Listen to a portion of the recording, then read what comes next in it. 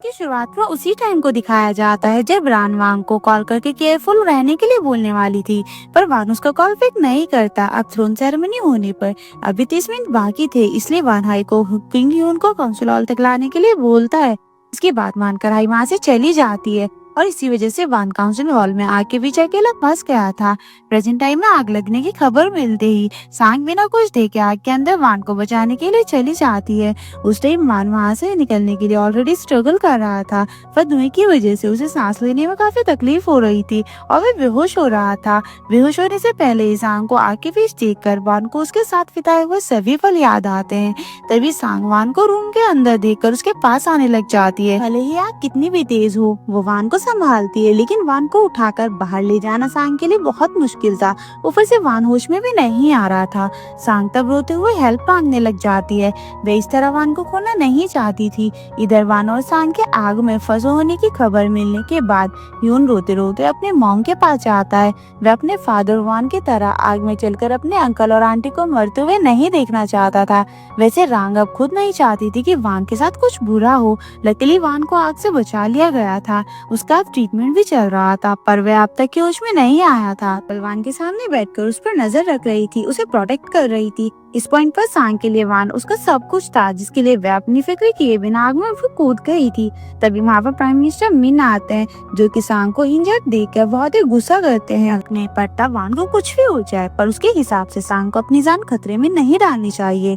यहाँ पर मिन का गुस्सा देखकर सांग बहुत ज्यादा शॉक थी। तभी वान की हालत देखकर हाई बहुत ज्यादा रो रही थी। उसके हिसाब से अगर वे वान के साथ ही रहती तो वह आग में नहीं फंसता। उसे वान को अकेला नहीं छोड़ना चाहिए था। ऊपर से वान और सांग के साथ साथ चॉय भी खुद इंजर्ड हो गया था, जो देखकर हाई को बहुत ही बुरा लगता है। हालांकि चॉय के हिसाब से हाई की इसमें कोई भी गलती नहीं है, और बात रही उसकी तो वो सिर्फ क्राउन प्रिंस को बचाकर अपनी ड्यूटी पूरी कर रहा था। अब कुछ देर बाद सांग को हाई से पता चलता है कि वान थ्रोन हॉल की तरफ ही जा रहा था। लेकिन इनका टेक्स्ट आने के बाद वान से बात करने के लिए अकेले काउंसिल हॉल की तरफ गया था। ये बात सांग के लिए बहुत शॉकिंग थी। वो वान के पास जाती है, उसके चेस्ट पर सर रखकर सो जाती है और उसे देखकर पास्ट के फल को याद करती है, जब वान उसके लिए हमेशा खड़ा था। पैलेस में आग लगने के इंसिडेंट पर मिन को एक पब्लिक स्टेटमेंट देना था, पर वह देने से मना कर देता है। फिर भी मीडिया में खबर लीक हो गई थी। ऊपर से लोग वान को नहीं देख पा रहे थे, इसलिए लोगों को लगा कि उसकी मौत हो गई आग लगने की वजह से।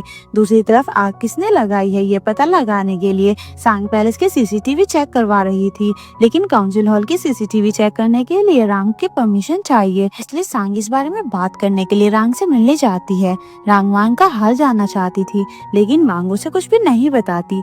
फिर भी रांग उसे सीसीटीवी का एक्सेस दे देती है। अब जब सांग वापस आ रही थी तो मिन वान के साथ है। ये जानकर वो भागकर वान के रूम में आती है, क्योंकि अब तक के वे समझ चुकी थी कि मिन वान के लिए खतरा है। हालांकि मिन के हिसाब से वो रॉयल फिजिशियन को वान के लिए लेकर आया था। और खानदार लोगों के बीच वान की मौत को लेकर चल रही गॉसिप सुनकर सांग को कॉल करते हैं, पर उसी टाइम सांग वान के साथ ही थी।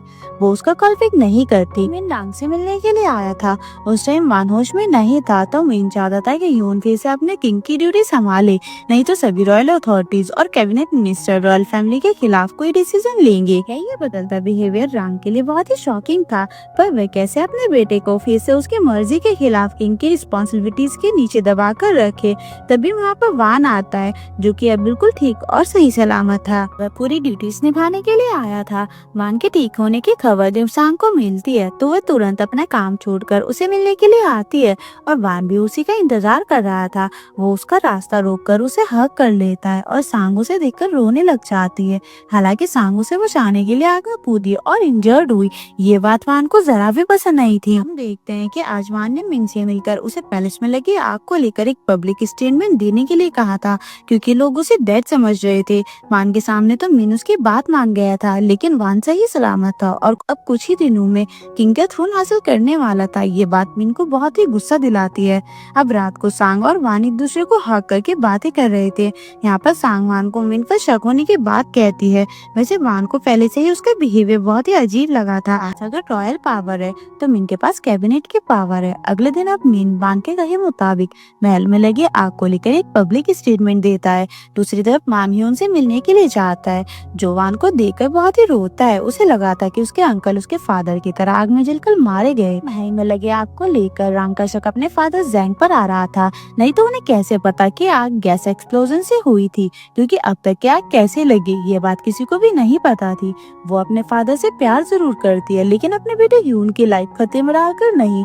उस टाइम एरम भी वहाँ पर मौजूद थी। एरम ने जिस तरह उसके फादर जैंग का उनके बुरे कामों में साथ दिया, रांग एरम को नहीं बचा पाएगी, पर एरम के फैमिली की रिस्पॉन्सिबिलिटीज वह जरूर उठाएगी।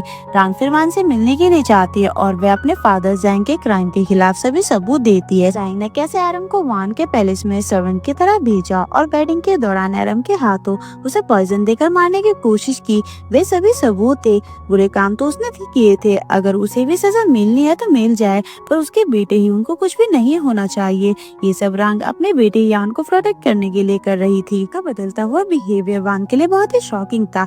फिर भी वह उसे सजा के लिए रेडी रहने के लिए बोलता है। इधर मिन शूटिंग प्रैक्टिस करने के लिए गया था, जहाँ पर उसे सांग ज्वाइन करती है। वो एक पल के लिए मिन की तरफ मजाक में गन पॉइंट करके पैलेस में आग लगने वाले पर्सन की बात पूछती है। सांग का ये बिहेवियर मिन के लिए बहुत ही शॉकिंग था। अब रात तो वान अपने प्राइवेट पैलेस में था, सांग वहीं पर उससे मिलने के लिए जाती है। उस टाइम पर वान अपने कैट्स के साथ टाइम स्पेंड कर रहा था, तब सांग उसके पास जाकर बैठती है। वैसे दोनों को किंग पैलेस से ज्यादा अपने प्राइवेट पैलेस में शांति मिलती थी। वान सांग को उसके और रांग के बीच हुई बातें कहता है। वान को समझ नहीं आ रहा था कि वह रांग और जैंग को उनकी गलतियों की सजा कैसे दे। उन्हें सजा देने के मतलब था कि ह्यून अपनी माँ और नाना से भरोसा टूट जाना। वान की ये बेचैनी देखकर सांग को उसके लिए काफी बुरा लगता है। अगले दिन अब ह्यून अपने किंग थ्रोन से ऑफिशियली रिजाइन कर देता है, जिसमें इस बार रांग अपने बेटे का खुशी खुशी पूरा साथ देती है।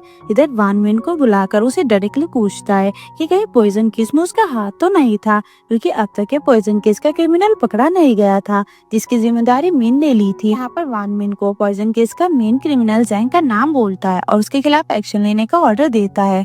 यहाँ पर वान का अंदाजा सही था, उसे पहले से ही रांग ने बता दिया था कि मिन उसके फादर जैंग से मिला हुआ है, इसलिए तो मिन जैंग के खिलाफ एक्शन लेने से कतरा रहा था।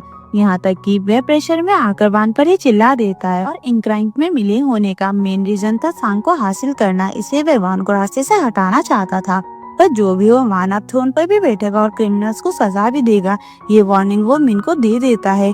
ये सुनकर मिन गुस्से में वहाँ से चला जाता है। बाहर उसका सामना सांग से होता है, पर वो आज उससे कोई भी बात नहीं करता, जो बात उसे काफी अजीब लगती है। फिर वान के ऑर्डर पर पहले तो एरम को अरेस्ट किया जाता है, फिर जैंग के ऑफिस से और घर पर रेड डालकर पुलिस हर चीज को सील कर देती है।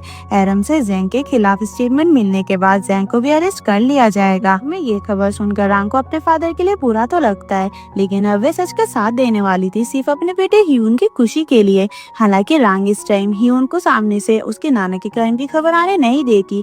हो सकता है कि कुछ देर बाद उसे भी अरेस्ट कर लिया जाएगा, क्योंकि रांग ने भी तो अपने हस्बैंड को मार डाला था। इधर जैन को अरेस्ट कर लिया गया था, पर वह अब भी वान के सामने अपने क्राइम्स को लेकर सच नहीं बोल रहा था।